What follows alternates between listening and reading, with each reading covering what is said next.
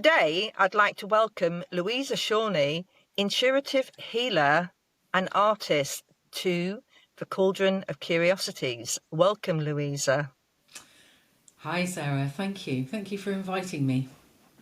So, as you know, we're talking about what makes people curious. But first of all, I would like to know, what is stirring your pot this week? Oh, what's stirring my pot? New things. Opening up new doors and new windows. New possibilities. Maybe a little bit of risk taking. Mm-hmm. But it doesn't feel like it's too risky. It's just a new venture. And what's making you curious about opening new doors? Well, firstly, I think it's that unknown thing. So it's stepping into something that I haven't considered stepping into before. So it's not something that's come from my creation or my driving. Mm-hmm. It's something that's presented itself to me, and it feels right. So it's like I'm actually sort of gaily stepping forward, not knowing what I'm stepping forward into entirely. Aha. So that's quite curious in itself. Yeah. So would you say that you were a naturally curious person? Yeah, I think so. Yeah, I think I would. I like to know why. Not necessarily more, well, maybe that is knowing more about things, but it's, I think the curiosities that attract me the most are the links between things. So when I see those links pop up, it's like, oh, there's something I can get myself into. So And that, what about with your artwork? Do you get curious about art? yes, I think actually, if I come out of my own zone, obviously if I'm in a painting, then I'm sort of very much involved with that relationship. But when I'm not actively painting, then I am also really very interested in other people's journeys, mediums, methods, skills, their journeys. It's all very educational, isn't it? It helps you to expand. Again, it's those things that are outside of my normal remit, so I wouldn't necessarily have thought to go there. So I find new windows and new doors again. There we go. Yeah. So there's a theme with your windows and doors, and that's sometimes the thing that I notice. There are particular doorways and gateways that make me want to open them. I'm not sure exactly, especially a doorway in a garden wall, a really tall garden wall. It probably comes from reading The Secret Garden Oh when yeah. I was a child. And it's the idea that the unknown, but the magic of what could be behind that door has always made me want to go and have a look. Yeah, it's the possibilities and the potential. Mm. I don't think I ever view them as things. They're not the wardrobe with possibly the googly monster inside it. It's never that. It's more, I'll open the wardrobe and let's see what the world is inside. So Yeah, there's your Narnia then instead. it is. I suppose that's that part of where we've had some of our imagination and the stories we were told as children led us to see the positive side of windows and doors and what they might lead to. And I can remember the multiple doors in the Magic Faraway Tree, Yeah, yeah. all the different people that live behind each door. Yeah. Yeah, and even I can remember going for walks as a kid, and I don't know whether it's my mum or maybe my grandmother, but probably a mixture of all of them. You talked about the little doors in the tree trunks, or you might see like a little dark space in a hedge with a track in it, and and it's like whose little home is that, and this idea that there's this whole other world that's beyond our normal ken, I suppose. That's right. And then it sort of moves on to Mr. Ben with his the doors at the back of the shop, doesn't it? And you think, where did these ideas come from? The curiosity of the doors. It's probably something that maybe we could actually do some research into and talk about on another occasion, because it certainly interests me. Yeah, certainly sounds interesting. No? Portals, veils, Yes, yeah, curtains, all these sort of terminologies for these sort of uh, potential openings, yes, being very much through so. from one world to another world. Yeah, it certainly whets my appetite. So I wanted to ask you, what were you first? Were you an artist first, or were you a healer first? That's an interesting question. So that would have to go all the way back to childhood. Hmm. Um, and I think as a little girl, I used to like writing stories, and then I'd illustrate them. So they'd be, kiddie drawings. But then if you talk to my mum, then even as a little girl, she would always get me to rub the cream on her back because I have healing hands. So, I don't know which one came first. Maybe it's just that idea of the healing hands is not something that I needed to conceptualize or conceive of or think about. It's just something that you do without intent, isn't it? Whereas maybe the creative art side is something that maybe you yeah, more, I was going to say more invested in, but I don't think it's about being more invested. But there's something about being more actively directing yourself in it. And then when I was about 8 or 9 and we moved from Cornwall to where we are now, and I started a new school, my new best friend lived up the road from me, and her dad was an architect, and she was a very good artist, and she taught me how to copy something. So it wouldn't matter whether it was something out in the garden or a photograph or something out of a magazine, without making grid lines or anything, but how to view it so that I could make a decent representational copy of it. And I think that opened a serious door for me, because it was in gaining that ability and that confidence. When you see it actually looks quite like the thing that you've done, that gives you the confidence, doesn't it? Especially as a young child. So I think that's when that door really, I fully stepped through it then, I would say. Oh, fantastic. And did you carry on with your healing aspects, or was it just mainly with your mum and other members of the family? Um, I think other than just generally being out in nature and with your pets and your animals and your sort of nature connection, I think it just remained as that innate, not really aware that that's what it was thing. Hmm.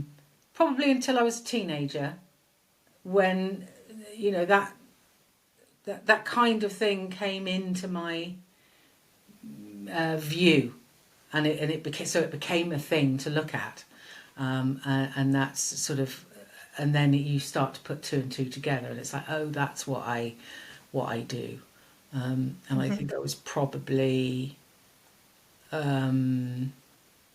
well, certainly in my 16s, sort of around 16, I was definitely going to sacred sites and going into all those sort of power places and getting very much into that kind of world and looking at that more esoteric and magic based. And actually, probably before that, if I think about the books that I used to read, that sort of otherworldly magical kind of thing has always been a bit of a theme. But I actively started training, going to sort of workshops and classes and things, probably when I was about 19, 20. Yeah. And what was that easier to do because of where you lived? Quite possibly, yeah, because I'm 45 minutes away from Glastonbury, so we could go there whenever we wanted. And I think that was probably the only place at the time. I mean, unless you live sort of Totnes, Dartington, or up in Scotland somewhere. Back in the Yeah. 80s, there wasn't a lot. You go to Glastonbury, that's it, really.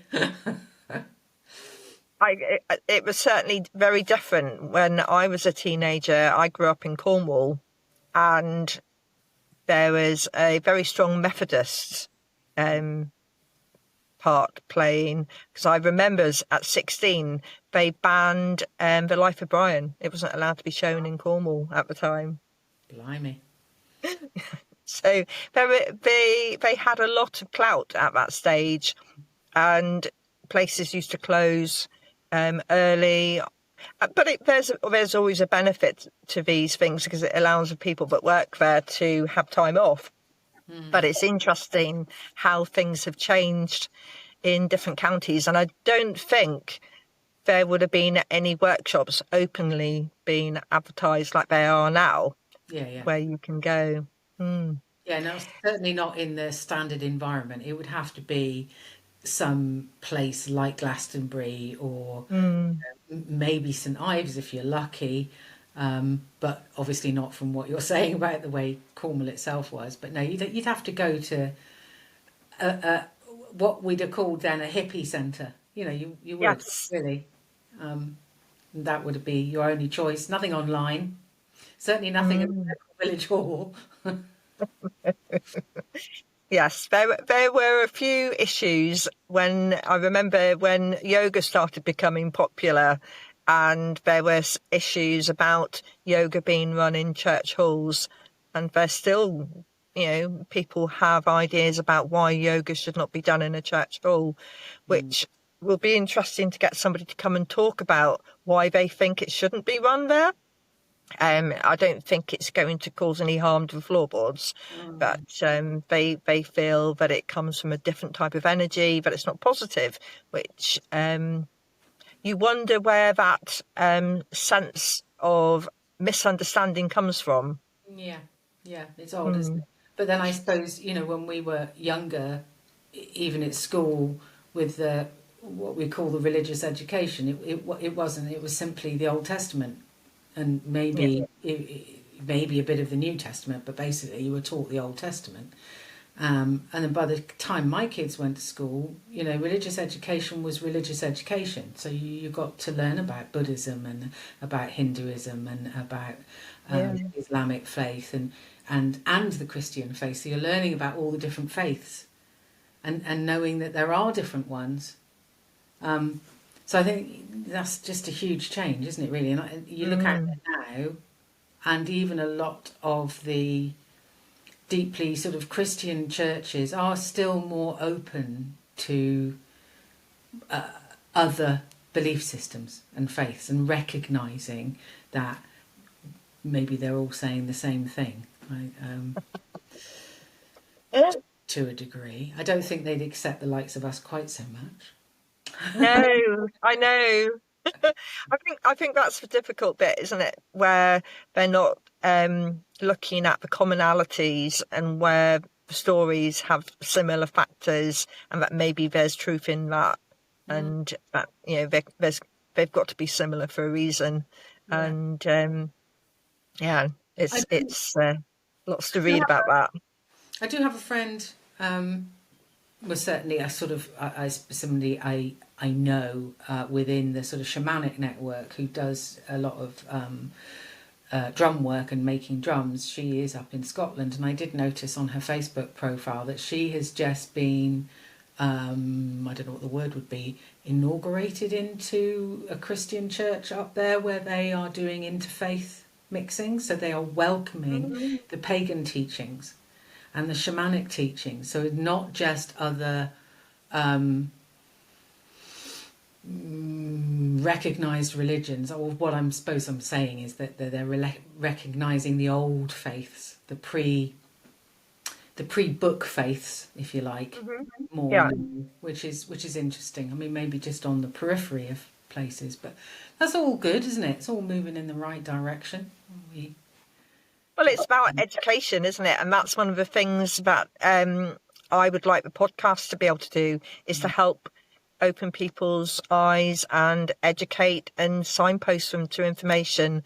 So maybe we'll whet their appetite about a subject and they will then go on and find out more, or they can contact us and say, could you do a podcast about that particular subject? We'd like to know more about how that would work.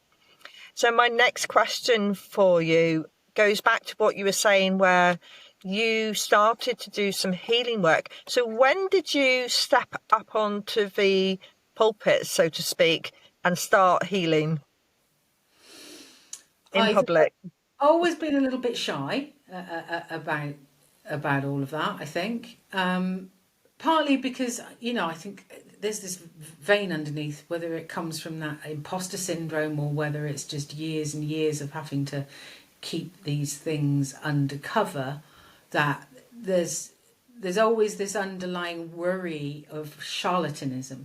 And I don't mean that from outside, obviously there are from outside, but there's a worry inside me, am I authentic? Am I actually doing this thing? Do I know what I'm doing? Because unless you get the feedback from other people, or you get the feedback from hindsight, you don't tend to get that verification. I mean, I think you do more now. But certainly I found myself to be quite shy in that. So I probably didn't actively offer any of those skills out until the mid to late 90s, probably. So I'd have been in my 30s. So, a good 10 years into the journey. And that I'd been sat in circle with Bill Harrison in where was he? Wedmore. For quite a number of years. He was my, at that time, main healing teacher. And he worked with the World Federation of Healers. And is a classic, what we would call a hands-on healer. And this was before Reiki really started to come into the shores, or certainly it wasn't the name on people's lips. So I think when people think of healing, it's Reiki that they sort of think of, if you like, and they're different, but it's the easiest way to explain it. But he was my main teacher. He was also a medium and a clairvoyant, so he taught all of that. And when we say sat in circle, it would mean that there would be a number of us who would always come, probably fortnightly, and he would teach us, we would practice, we would try and develop, basically, our skills. And once that group was quite knit together and had got to a certain level with their development, then the circle would close and he'd just open a new one for new people, so that your development was in a good container, I would say, probably. And then he set up the what is now the big healing fair down here in Somerset. It first was set up on his premises. So I think it was around that time that really I started to get the confidence that you could take this out there, and I did tentatively offer myself out as a clairvoyant and healer. Never quite liked the medium bit, but I think, and it's something I've been struggling with right up into today, really, is that because there's so much of this sort of insecurity of doubt of genuine authenticity, that when things don't instantly work for me, aren't successful, then it just justifies my doubt. So I will go, oh, no, I can't do that, and I'll stop doing it, and I'll go and get a job, or I'll do something else. So that's a pattern that's repeated itself. I've been doing a lot of work in the last 2 years to eradicate that nasty little loop. So I then went and trained as a clinical hypnotherapist. because it was a That way of works well. me giving myself some kind of what I saw to be a valid label at the time. Um, you know, it's sad that we have to do that, but that was 20 years ago. So, you know. No, I fully understand why you would do that. And sometimes it's down to how we feel valued, isn't it? And we probably can pick that out of parts of our past on how we've interacted with others and where we've been valued and maybe where it's not been valued, and learning to be our authentic selves and who we believe we are is actually quite difficult to be completely who we want to be. It certainly is in a world that's so judgmental, actually. I think well, I don't know that we're necessarily learning to be less judgmental. We've just moved our judgments from that field onto another one instead. You know, I'm sure people that get picked on for not wearing the right makeup or having the right label clothing on would say that the judgment's still out there. But I think the field in which we work is more accepted these days in this country and the Western world than it has been over the last 30, 40 years. And then obviously in other countries it's always been accepted. And they Yes. probably wouldn't, you know, see why we have a problem. But yes, it's been a process of coming out of hiding. I was going to say And coming the out, unknown. but yeah. Because there is a fear of the unknown. And I think psychologically, that's one of the reasons I've noticed that people can be quite judgmental through lack of knowledge and fear of what they don't know, Yeah. or they may have watched too many horror movies or read the wrong book, and they're not as informed as maybe they could be. I remember an incident where I had a visitor at my house, and they had poo-pooed a little bit about some of the things that I've been talking about.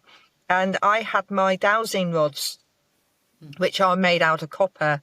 And I said, well, the dowsing rods, essentially, they're picking up the energy.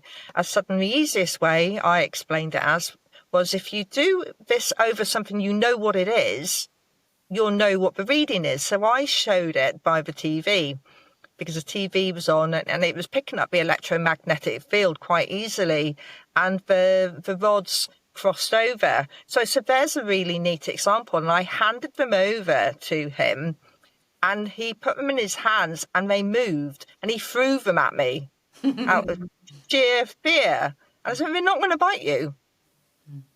So it's taken time, but that initial fear was, I don't know what he thought they were going to do, whether they were going to electrocute him or something. I think that's it, isn't it? It's not just the unknown; it's the unknowable. And up until recent years, it's been very difficult to give a good explanation of energy work or what that is, because it's not tangible, and unless you have an experience of it and can feel it. See, I'm always doing this with my hands. It's very difficult to give it any form of, I want to say scientific, but it's not even that, but it's any form of concrete explanation. But now I think our technologies have advanced so far that they actually can do the science. And finally, the science world is slowly but surely evidencing the reality of what we've been trying to say for decades. Yes. No. Have you seen the paper where they did MRIs and they were able to show the energy? It was a Reiki research study that was being done at the time, but they were able to show the changes through the colour patterns with an MRI. And that was really interesting because it was the first time I had seen where they'd got a control, and it was what people would accept as research, and it was science, and they had physical proof that there were images that people would believe in because they understand what an MRI does, or they think they do. They can't argue with a machine that goes ping. Mm. Yeah. Yeah. I don't think I've seen the paper, but I think I've heard about it, and there's plenty of examples of that. And we learned that. I was learning that in psychology as well. That you know, with the new um, technology advances, you know, there's so much they can tell with what's actually going on within your psyche that we simply wouldn't have had access to before. Um, you know, I'm back again. Let me start. I think it's, yeah, we're still recording. that's all right. I didn't see you, so I didn't see you disappear. So you're still here. Uh, yeah, so I think, but then, you know, you talk about curiosities and interest, things that interest you. That I find really fascinating. It is well, the fact that people are even prepared now to take that technology and use it to Mm. do the experiments on these things, because they don't need to. I mean, you know, we've had so many years of people trying to prove us wrong, and then they get frustrated because they can't prove us wrong, but they can't prove us right either. And it's like, if they don't have a proof one way or the other, they're just going to keep banging on the fact that it possibly couldn't be. So it's really nice that you know, things are coming out. It's more acceptable. I think as the generations go along, you know, as each new generation comes up, what what is accepted as a base norm is so much broader, so much broader. Mm. So I Very think much so. we are expanding our it's not consciousness, we're expanding our capacity for awareness Yep, as each generation goes by, and I think that's really important. That's evolution, isn't it, actually? it is. And when we go back to what you do on a daily basis or on a regular basis, which therapy do you align yourself most with? I am definitely multi-modality, and that's, I think, what I've been struggling with, trying to get my head around what is it I actually offer. Um, which has been what a lot of the work over the last couple of years has been. You know, I've spread myself. I'm a this, I'm a this, I'm a this, I'm a this, because I couldn't really find a way of coherently putting into one neat little parcel what it is I actually offer as a healer, because there's so much that I have learned and I know over the years that I weave all of that into it. So I can't say I'm a one or the other, Hmm. you know. And certainly when it comes to going to the insurance company and going, well, you know, can I have insurance for this? Well, have you got a certificate for that? And it's like, you know, because one doesn't exist. I mean, I suppose I could design my own course, certify it, and then I'd have one. But I'm not a one, a one One thing. And trick pony. no, because, but then if somebody comes to you, neither are they.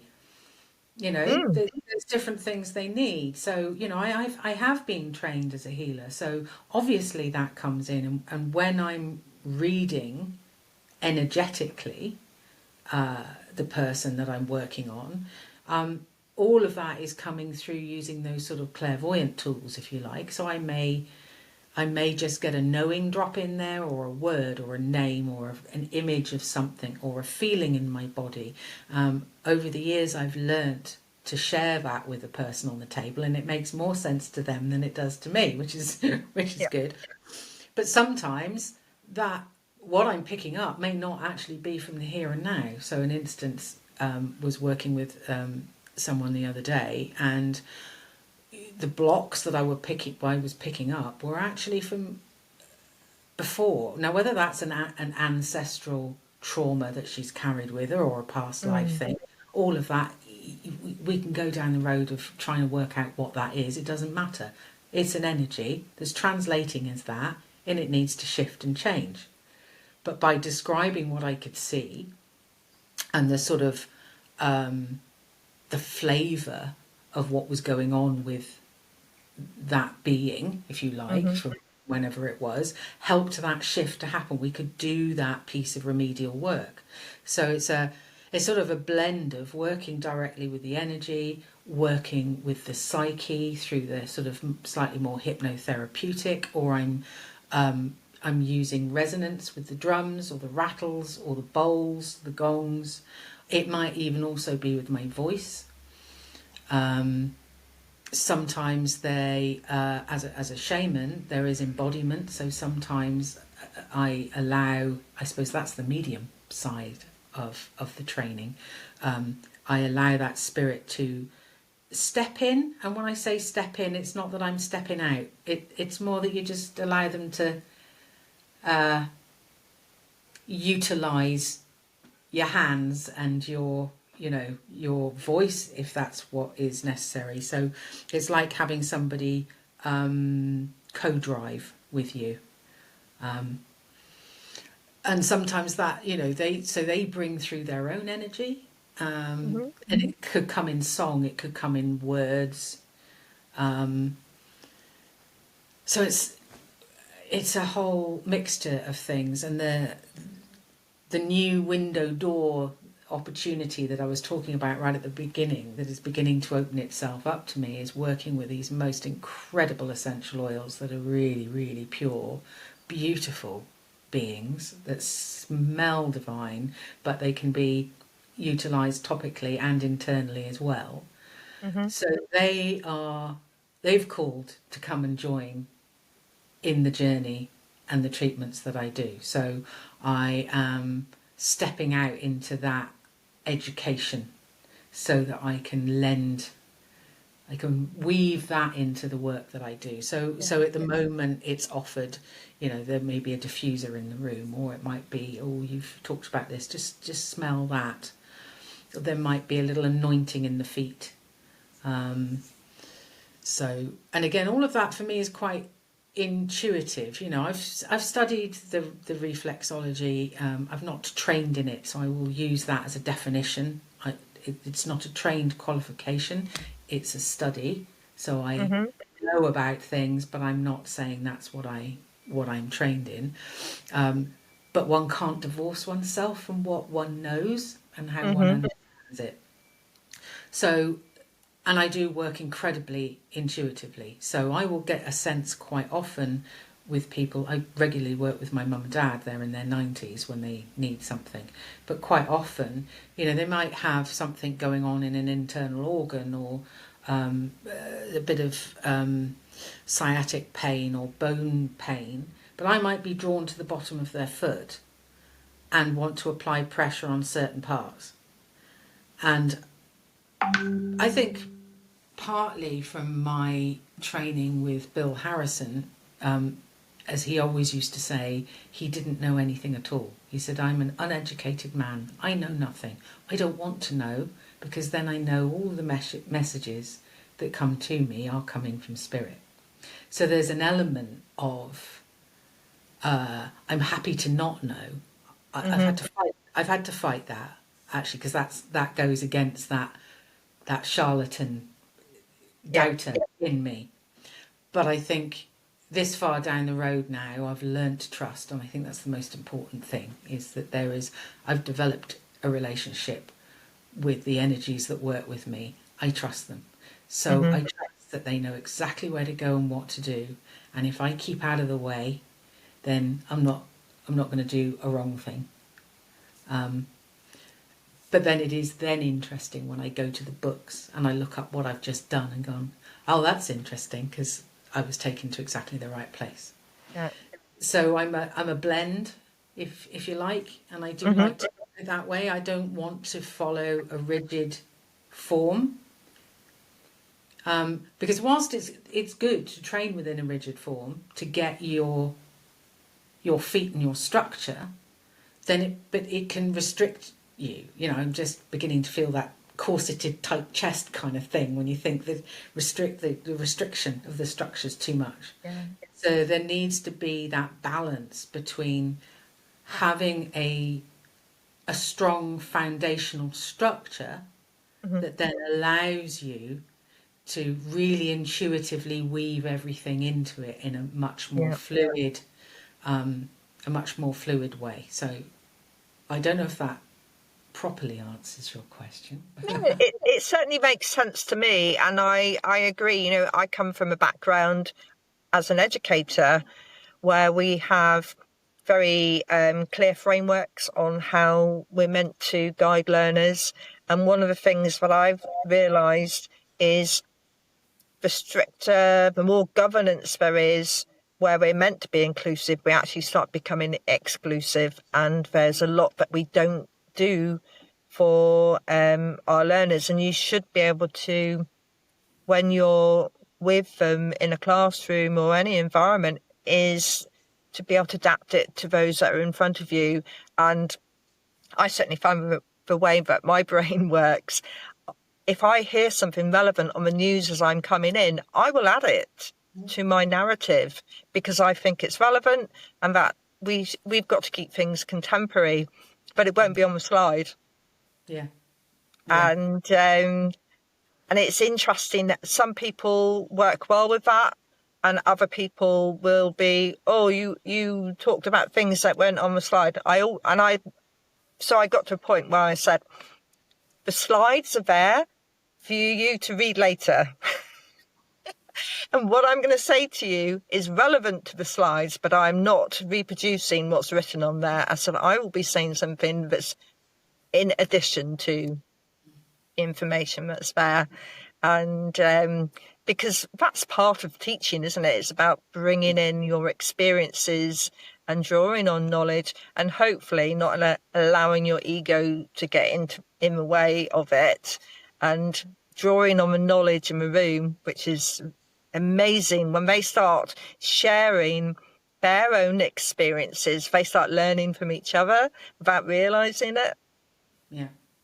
I was going to say that that's a lot of it is that you've got to teach to the room.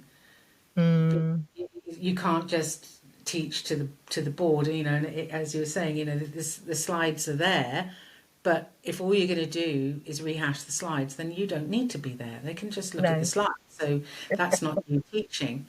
And certainly when I run circles and do workshops and run teaching things, there's an element of I have an idea, I know what it is that I'm teaching, but I don't have a teaching plan.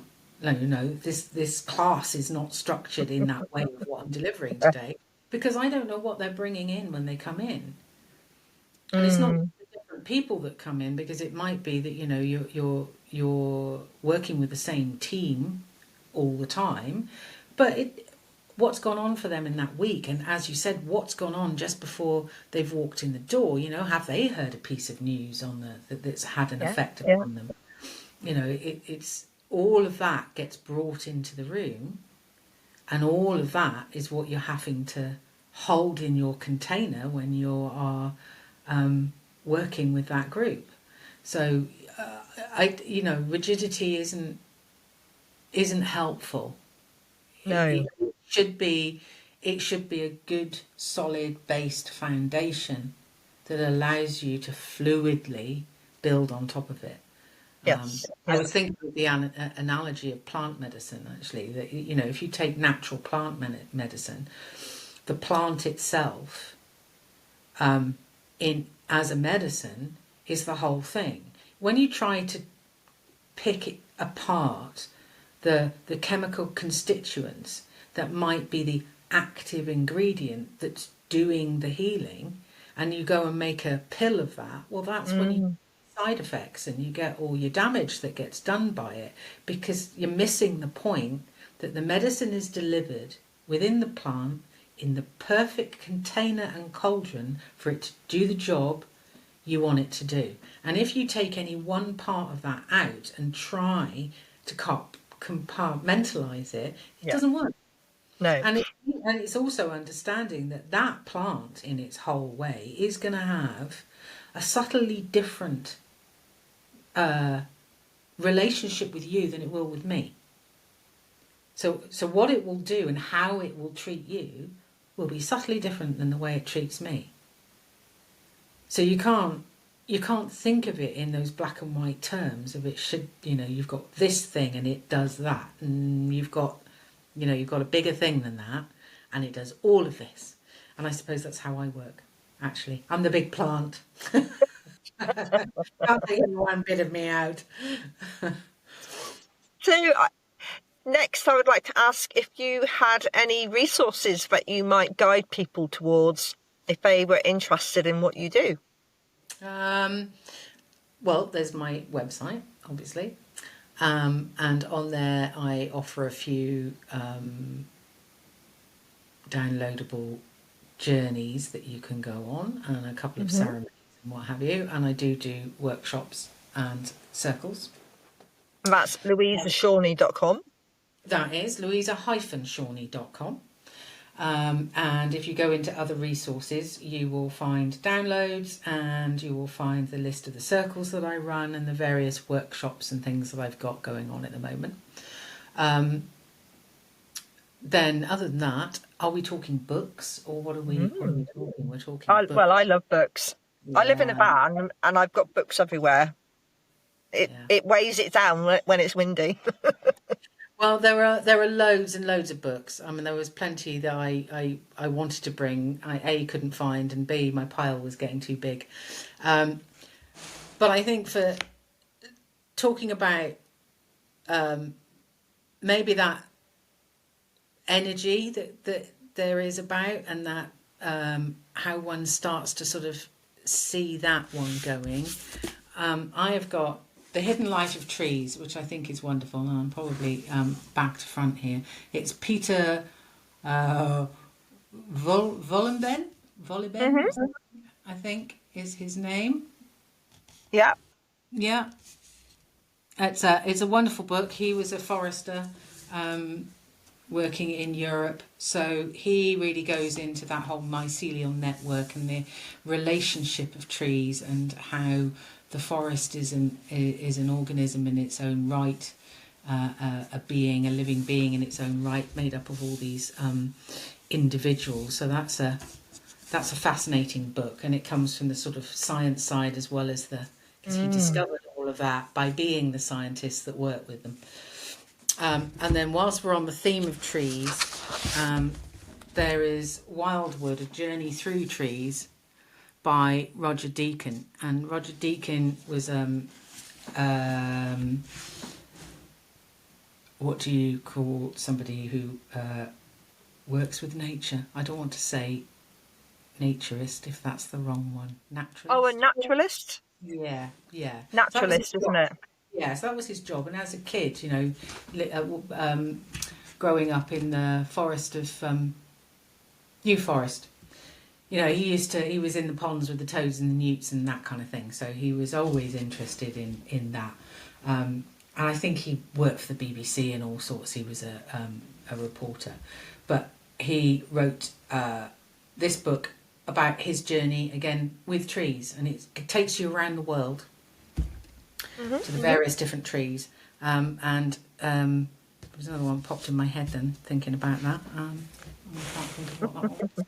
Oh, yes, another one which I don't have on me is King Solomon's Rings by... that's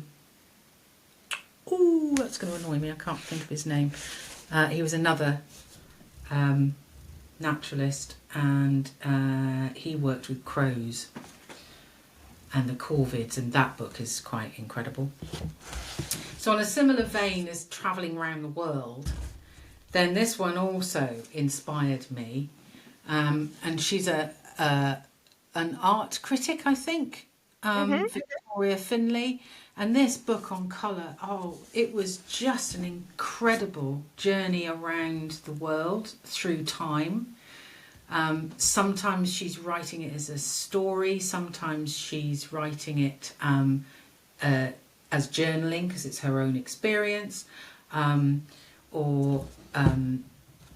that's just, she does all sorts of different flavours, but she takes you through the palette of colour and through time. So you go through the rainbow, if you like, and you start off with white and the different whites. So you'll look at titanium, but where it comes from, what it's made of, where in the world you can get it from, and its history, and then why we don't use some of the things now that we used to use then. And it goes through the entire colour palette, and you go around the entire world and you go through time, and it's just a wonderful journey if you want a wonderful journey. And then Nicholas Hayes is a great artist. He does these blocks. Great guy. I had the pleasure of interviewing him once. He works with menopause brain. Right to Roam. So he helps with Right to Roam. So this is the book of Trespass, and it is all about our right to roam. And he is definitely one of those that challenges fences and boundaries where they shouldn't be. But again, quite a curious individual then. He is. He's absolutely fascinating, but he really has done his research. And again, you will go around the country, but he takes you through the law, and he takes you through how we got from common land, how we got from it being open and everybody had a right to it all being owned and parcelled up and delineated, even down to, and the facts that it's amazing actually when you realise how little of our country we're allowed to walk on, and how little of our rivers we're allowed to swim in or take water from, and yet they let them dump sewage in them. So so it's fascinating whether you're on that sort of road of wanting to protest against things or not. It's just really interesting because he's done all the research and you know the law and you get to the history of how these things happened and terminology. And learning about the land and the world that we live in is integral to our journey as healers. Absolutely is. No, absolutely is. It's all about our relationship. So that then brings in Sacred Earth Celebrations. This friend of mine lent me this book, and if you want to be doing ceremonies and little rituals and blessings and actively being more connected with our natural cycles, maybe the Celtic wheel and the moon times and little things that you can do. This is a fascinating book. It's full of little bits and bobs that you can do and meanings of each time of the year and little celebrations you can do or little things you can make. So that one, it's great. Two more I've got with me. So we're sort of still on the theme of nature. Only this is specifically horses. Now I do a lot of work with Dawn Oakley Smith, so I regularly do a drum. What did you say her name was? Dawn Oakley Smith. Okay, and it's the Empowered Herd. The Empowered Herd, and she tends an empowered herd in Stroud called Hartshaw Horses, and she does a lot of work with autistic people, and she was working with prisons as well, using the horses. I'm not going to go too much into what she does. Look on her website. That's Hartshaw Horses.